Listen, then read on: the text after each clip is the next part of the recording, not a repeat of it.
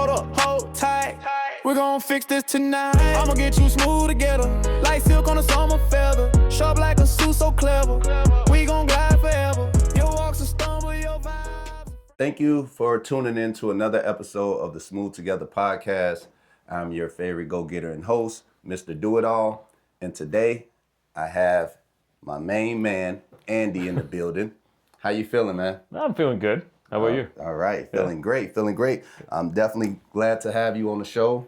We have a lot to talk about, from our hoop days to his foundation that he started, revolved around his son. So first of all, just let the people know who you are, and like where you from and how long you've been in Rochester. Right. Yeah, I'm Andy Herber. I'm been in Rochester for like 20 years now.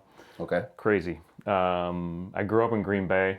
All right. Yeah, We won't hold that against the him. team that's going to beat the Bears this weekend, Oh, Yeah, I don't know about yeah. that. Bears on fire right now. Grew up there, and then went to undergrad at La Crosse, and then graduate school in Chicago, actually. Okay. And then I've been a PA in hospital medicine at Mayo Clinic, inpatient, taking care of hospitalized patients. Okay. Yeah. So you've been at Mayo for 20 years? 20 years. Wow. Yeah. That's impressive. That's a long man. time. That's a long time. It's hard to say. I am old, but it's definitely. Hey, but we still got it though. We do. We still We do. got it. We do. We was talking earlier about how we can still go out there and give some of these young guys some buckets. Yeah. There's not a doubt in my mind. We could put at least a team of 5 together and beat some people. Definitely. So don't try us. Don't try us. No. But no, so so talking about just, how we met back in the day, man, that's so crazy because you're right, it has been about 20 years, Right. man. Yeah. 20 years. Yeah, I was, new to town, didn't know anybody. I liked to hoop. Yeah. So had to figure out a place to play. Uh-huh. And I don't remember who told me about this place, but they're like, oh, the rec center, Mondays, Wednesdays, Fridays, you got to be there at 11:30. Yep. And the gym's okay, but there's some good ball there. Mm-hmm. So I went down there and started playing, and I think, that's where I met you. We ran into them hooligans Yeah. coming through there. Right. I think you crossed me up a few times and let me know about it. Yeah. Then I figured out you didn't have a jumper, so then I just kind of Yeah, backed off. listen. let me tell you why though. Because when I first started playing basketball, man, it was like, of course, it was like a long time ago, like in Chicago and all of that, playing on crates and Yeah. But really, when I fell in love with basketball, it was actually during the and one Okay. era. Yeah. Where, you got the guys crossing over and doing crazy tricks with the ball and all of that. So that's when I really started picking up a ball and trying to, work on some handles and work on my moves and stuff. And like the jumper, the layup, all of that stuff, like I really wasn't as strong with that. I'm not even gonna lie, I wasn't as strong with those. Yeah. But my handles, like, they were always there. So as I started playing a little bit more and I started watching more like NBA basketball, that's when I started learning more the fundamentals. Yeah. With the passes and actually, just getting to the move instead of trying to embarrass someone. Right. But Yeah. that's what I'm saying. Like, that's how I started off. So Yeah, that was always in me to like, I'm trying to break some ankles, right? And I was on the receiving end of those ankle breaks a lot of times. So and playing with you guys, like, definitely taught me, those fundamental ways and stuff. And I'm telling you, like, it was just simple basketball. You come up, you pass, So I definitely credit hooping with y'all, my skills now, because I'm my IQ on the court now is crazy. I'm a little too old to be out there hooping, but I still like to play with my son, because he's playing basketball now. So it's a blessing to be able to still be out there and run up and down the court with my son. For sure, yeah. But yeah, the rec center, man, that place.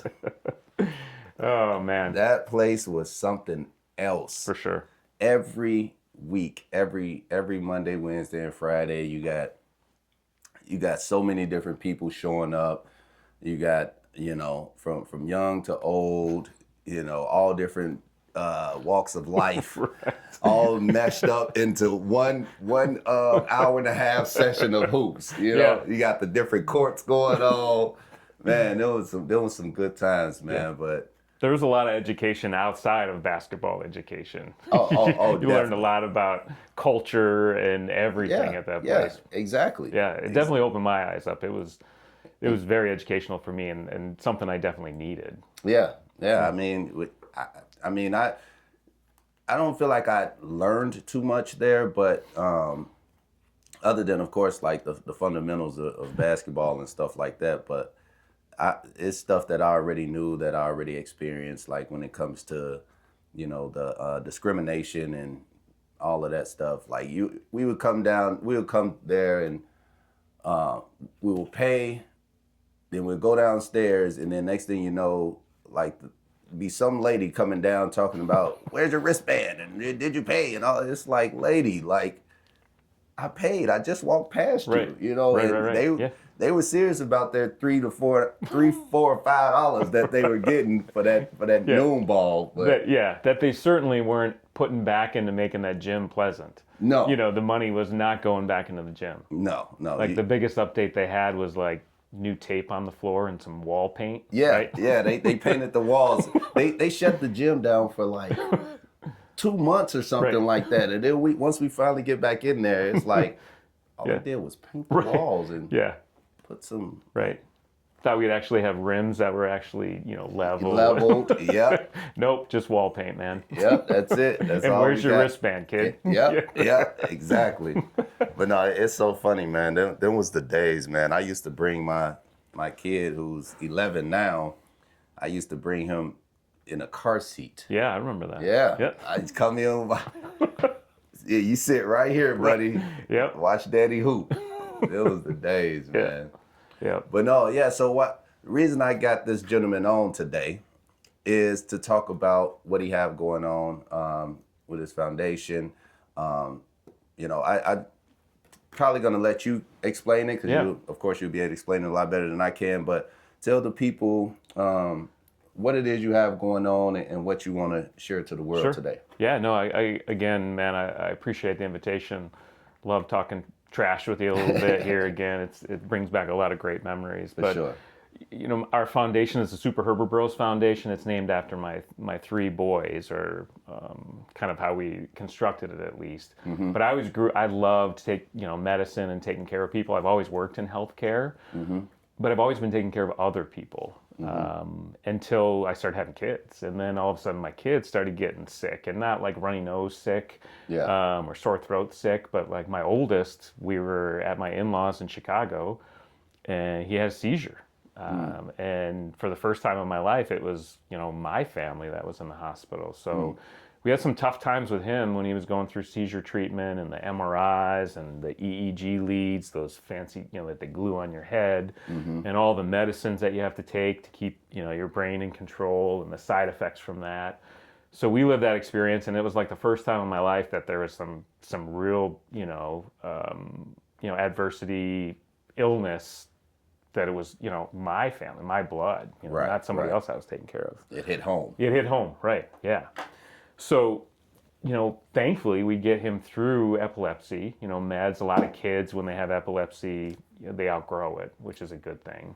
And it only took him 1 med. Some kids are on 20 meds to stop seizures and all sorts of other stuff. So thankfully his kind of run was pretty mild, all things considered. Right. But it's still tough. You never want to see your kid have a seizure. You certainly, don't want to not, they can't swim, they can't do all these things if they're having seizures. But he finally outgrows it, and we're given the all clear from the neurologist, and we're celebrating, and then a couple weeks later we find out my wife's pregnant with twins. So it's like, oh man, here we go again. Right. So twin boys. So now I got 3 boys, which is fine. Blessing. Yeah, it's a blessing, right? I'm not blessing. complaining. First year of twins, hell, man, it was no sleep.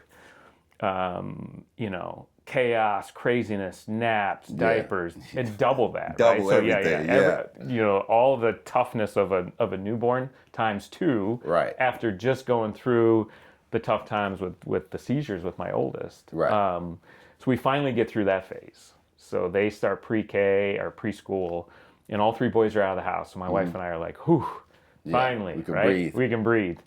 And 2 weeks after my son's 4th birthday, Nathan, one of my twins, and 2 weeks after starting school for the first time, he develops this cough, and he had this cough, but I work in medicine, so I'm like, and that dad mentality, right? That everything's fine. Rub some dirt on a kid, get up. You'll be all right. You'll be all right. But thankfully, my wife was like, hey, I got this, mom instinct, just this kind of spidey sense that something's not going well. Right. She's right. Of course, they're always right. They're always right. We brought Don't him. tell my wife I said that. Exactly. We bring him in to have him kind of checked out, and he gets a chest X-ray. He's got a huge chest mass. So scared us to death. And thankfully, I'm an employee at Mayo, and Mayo's right down the road. But we were able to get him in to the emergency room and then get him admitted to the hospital. But then, he had to have surgery for lymph nodes and surgery for bone marrow biopsies. And, he was diagnosed with high-risk T-cell lymphoblastic lymphoma, which is a kind of like a cousin of leukemia. Pretty prominent in boys, younger boys, and childhood cancer. So sucked, hearing that news. I bet, man. Yeah. The floor I work on at Mayo now is steps away from the Children's Hospital. So, I can look through the window or sometimes cut through that floor. Yeah. And I would always see other families, their kid, bald kid, or, their had tears. And I was always like, geez, today's a bad day for me, but it's not as bad as that family. Right. But then all of a sudden it's us, right? So it's my kid there who's lost his hair, and we're, digging his hair out of the bathtub and off of his pillowcases, and he's got a feeding tube in his nose, and, chemotherapy's puking all over the place. He's white as a ghost because his blood count is so low. And so for 2.5 years, we, had to get him through that treatment. And he had some really rough times. He was on life support a couple times, and there was points there where we were told, he's probably got less than a 10% chance of survival. And to the, it's hard to say, but like we were writing an obituary, at one point, and just, making that thought of like, well, if he doesn't make it, are we going to donate his organ? Like just stuff that as a parent, you never thought you would have to sit there and ponder.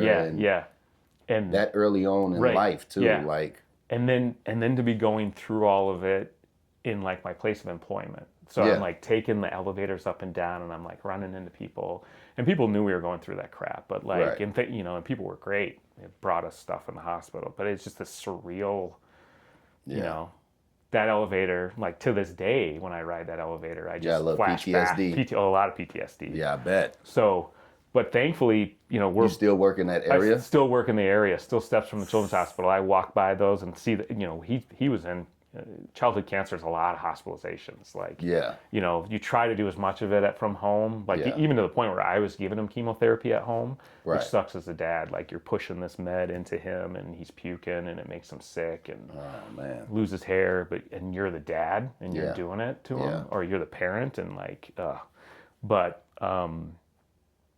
Thankfully he gets through all of that. He had a trach at one point. He had, all this stuff, and he had a 90-day hospital stay. Just like insane stuff. But and how old was he when he had to? So that was like, he was diagnosed at 4. He turned 5 during treatment. Okay. And then finished up treatment in March of 2021.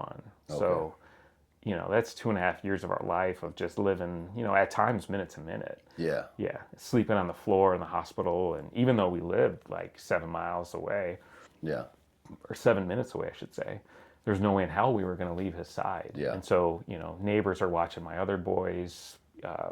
Parents are driving up and pinch hitting to cover. So just insanity. Childhood cancer's got to be one of the worst things out there. But Thankfully, he recovers from it, and he. There we go. Yeah.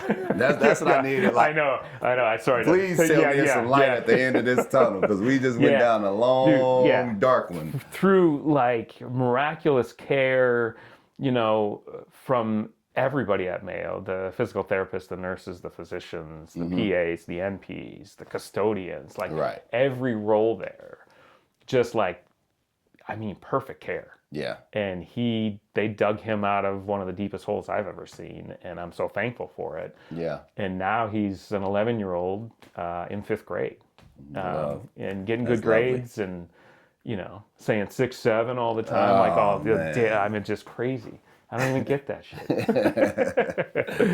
Yeah. But So, so talk about how the foundation came Right. about. Yeah. I know that, of course, Yeah. it's stemmed around your boys, but like, Yeah. how did it come about? yeah, that's 2 of the boys. I even forgot to mention Justin, like Nathan's twin. Has 8 anaphylactic food allergies, and so Right. he's there's also, you eat food and sometimes you get a cough, sometimes you get a rash, but he like needs EpiPens, and sometimes epi infusions for peanuts and things like that. So we've lived that life too. It's like almost to the point where like I feel like the ambulance knows our family by heart. Like, Now, is the allergy something that's hereditary? yeah, that's a great question. I think we've read a lot about it. My wife's family has a lot of allergies. My family not so much. Okay. Yeah, my family, like my mom's side, they're all farmers. Yeah. and there's some literature out there. There's that like the more dirt you rolled around in, Yeah. the less chance you had of getting an allergy. And so, I agree. this day and age, we're so hyper focused on cleanliness and soaps and stuff. So, and even like peanut exposure. Yeah. Like when my boys were born in 2014, the rules were don't you dare, let them have a peanut until they're 2. Yeah. Well, actually, in retrospect, they found out like early exposure to this stuff is led to less, chances of allergies. And so they're telling you now, like, hey, give that kid a peanut butter sandwich. Yeah. So, Yeah, like something people don't know about me is like I used to have seizures when I was a baby, and they called me the miracle baby. yeah. When I was born and all of that. But I started eating mud pies when I was when I was young. Right. So I think that helped me, Yeah. along my way of Yeah. not really getting sick. Like I don't get sick too often. Right. I'm definitely blessed to be alive and be the person that I am today, because Yeah. I know my parents had to deal with a rough time with me in the hospital and seeing me, I don't really know exactly how I was looking, but I'm pretty sure it was looking bad. Yeah. We lived that life. So as parents, we watched our kid with seizures. We watched our kid with childhood cancer, with severe food allergies. Those are rare things, but that they happen. There's always somebody in school that has a food allergy, or there's usually one kid in school that has seizures or childhood cancer. So, we wanted to be able to use the experience we went through and give back. Right. I had all of this pent up energy trying to solve everything as a dad, because you just want to fix everything. For sure. But sometimes you can't fix it. Right. And sometimes you got to accept it. And so I needed to channel that energy into doing something else. And so my boys all love video games. It's, Super Mario Bros, like Nintendo. Now that they're older, it's none of that stuff anymore. It's Fortnite. And, Of course. yeah. But Halo, man. Yes. My 15-year-old's like, I want to play Halo. I'm like, how do you even know what Halo is? Yeah. That's like yeah. old school game. That's our era. What are they talking about, man? Right. Yeah. Yeah. So, but they loved video games, and all 3 of them, kind of have a story to tell from what they went through. And so we named the foundation Super Herbert Bros Foundation, kind of after Super Mario Bros. Right. That's cool. And it's a foundation that tries to help out families that are going through tough times with complex medical stuff. Obviously our experience is more with epilepsy, severe food allergies, and childhood cancer, but anybody that has, medical complexity in their life, we're here to help. It's tough to be a parent in general, right? Yeah. So, and then to have a kid that's sick or needing a lot of care, or one parent can't work or both parents can't work because they're at appointments all the time. So, Yep. whether it be financial help, we can provide that. Whether it be educational stuff, advocacy, we go to Washington D.C. when we can and try to advocate for the things that families are going through and Right. insurance issues and financial things and access to care. Everyone should be able to get the care that my kids got, right? No matter where they live, no matter what color their skin is, Right. no matter No matter how if much they've money. been working at Mayo for Working 20 at years. Mayo for 20 years. Yeah, everyone should get top-notch care. Right. And that's how it should be. And so, yeah, we're here to help with all of that. We run, a blood challenge with Mayo in September. September's Childhood Cancer Awareness Month. Yep. And so we partner with them. This past year we were able to get the community all chipped in, and we got 500 units of blood. Wow. That's shattered our records for the past 8 years or so that we've been There doing we go. this. So we're making progress. We're making progress because most of these kids that are on chemotherapy, wipes out their blood, and so they need transfusions. And so that's the thing we can help. Every year we run kind of our flagship fundraiser is the Crushing Koopas and Childhood Cancer Mario Kart tournament. Okay. It started kind of my kid, Nathan at the time loved Mario Kart, but it's grown from then. It used to just be, a whole bunch of big screens at the Civic Center with people racing against everyone. Yeah. But now it's added like a silent auction and a video game trailer. It's live music and some foods and a cash bar and like a ton of stuff. And we're, over the years we've been able to raise, $15,000 each time, and then we get donations from people who hear our stories or who want to help and say, I want childhood cancer to end, and you guys have lived it. Use this money to help fix it. And so, there's other nonprofits out there that go after research.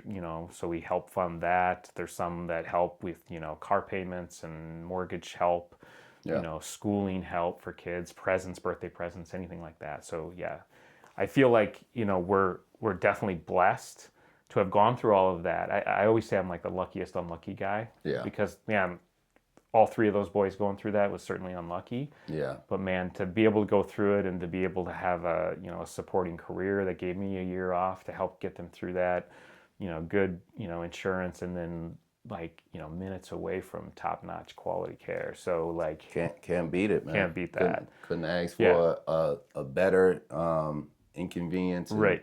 Bad circumstance. Right. Exactly. So we want to take some of the privilege that we had and help give that back a little bit. Right. And then knowing what we went through and understanding and being able to relate on some level to the families that are also experiencing that. So nice. That's kind of where that foundation came from. We're trying to grow. We're trying to reach more people. We're, primarily Rochester based, but, we've had people, see something on Instagram or something on social media and they'll say, my kid's going through this and can you help with, I could really use, I just don't want to worry about this car payment this month, or my kid loves Fortnite bucks or wants this new video game and we just don't have the money to do it right now. And that's where we want to come in and help. So as you can see, if you or anyone is like going through some type of childhood cancer or just anything regarding your kids or something like that, and they're in the hospital, right, for something serious. Yeah, hospital outpatient, even outpatient. Yeah. Any tough times. Yeah, any tough times, reach out to him. Go to his website. Yeah. Can you give him the website, please? Yeah, www.superherberbros.com. So we got some videos on there. The website could use some polishing. I'll admit that. But there's videos on there of some of our journeys. There's some educational stuff. If you're interested in learning about that, some of our, partnerships with other companies, we partner with Mocha in September and Bitter and Pour. We've had some partnerships with Waterfront in town. So local businesses that have really supported us on this journey as well. Nice. And learn about how you can maybe be involved with that. Advocacy efforts. There's, you can ask for some grants. You can ask for some funds. We're not here to judge. If you're in a tough spot because you got a kid with some critical illness, we've lived that life and we're here to help. Perfect. And then your event. When is it? September? Oh, yeah, good. Yeah, so it's always in September. September's Childhood Cancer Awareness Month. Okay. So in 2026, it'll be September 12th at the Mayo Civic Center. What day is that on? Yeah, that'll be on a Saturday. Saturday? Starts at 1, goes till 7. Okay. And there's tickets in advance if you want to race in Mario Karts, if you want to show your skills in Mario Kart. We typically play on the Nintendo Switch. Some people argue that we should go back to the N64 and do it, and but we've kind of settled on the middle ground, so it's the Switch. Yeah. And you can't bring in like these fancy controllers either. You got to play with standard controllers. We're not giving any cheat codes to anybody. Any advantages. Yeah. Nope. But you can register online and get tickets for that. We'll start opening up that in a couple months. But in addition to the Mario Kart tournament, you can come. Tons of businesses donate to our silent auction. I think we had 70 items in our silent auction last year. There we go. Anywhere from classes at Roga, the gymnastics place, a party at Bitter and Pour, fishing charters in Green Bay, just tons of cool stuff. We have to look into getting Basso Major. I think so. Live performance for you. Right. Yeah, now that he's a good rapper. Yeah, thank you. Did you teach him that? Well, he got a little something from me. I don't know. A lot of it is a natural abilities. Right. I can't take credit for all of it, but he's really good. Yeah, no, love to have it. We love that live music component. That's more toward the end of the event. Yep, for sure. The Mario Kart kind of runs during that 1 to 5 time frame. Yep.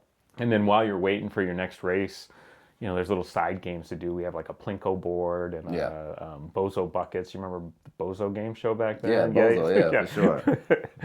We've kind of simulated a game like that. So there's little things that retro type games that kids can play while they're waiting. Yeah. And then there's food and snacks, face painting, balloon animals, all sorts of fun stuff. So all for a good cause too. For sure.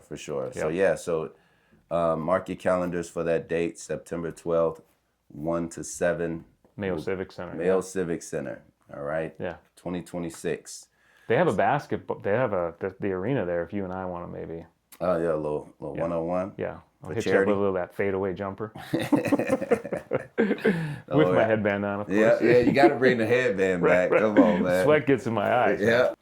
All right, so I like to have people leave the people with a nice message. What kind of message do you have? Something you want to share to the world? An experience or something like that might help uplift someone? Right, yeah. I mean, my kids had some tough times to go through, all 3 of my boys, seizures, food allergies, EpiPens, seizure drugs, MRIs, all of that stuff. My son with childhood cancer. Those were dark days, but through the community and support and expertise of Mayo and family, friends, everybody kind of pulling together, we got through it. And we're in a much better place than we were back in those darker days, and we want to be able to help others that are in those dark spots, and then maybe hope that their experience isn't as rough, or any way we can help out. So we're here to help out. Anybody with kids with critical illness that are in tough spots, look us up. Perfect, right. Man. Yeah. So what I took from that is, even though it was a hard time for him in his life, him and his family, he made it through. As you can see, he's here, he's smiling. His family is doing great. Not to say that everything is perfect, but, he's still able to be here on the show, smiling, sharing his story. First of all, I definitely want to greatly appreciate you coming on here and sharing that intimate, very traumatizing story, because you happen to relive that. I'm sure is not fun. I just want to thank you for coming on and sharing that. And as you can see, his foundation will get you guys smooth together. If you hit him up, if you need him, reach out to him. Again, what's that website before we head out? Yeah, www.superherberbros.com. There it is. All right. Thank you, my friend. Thank you for coming on. Good seeing you again, man. Yes, sir. I'll see you on the court. Yes. Hold up, hold tight. We're gonna fix this tonight. I'ma get you smooth together.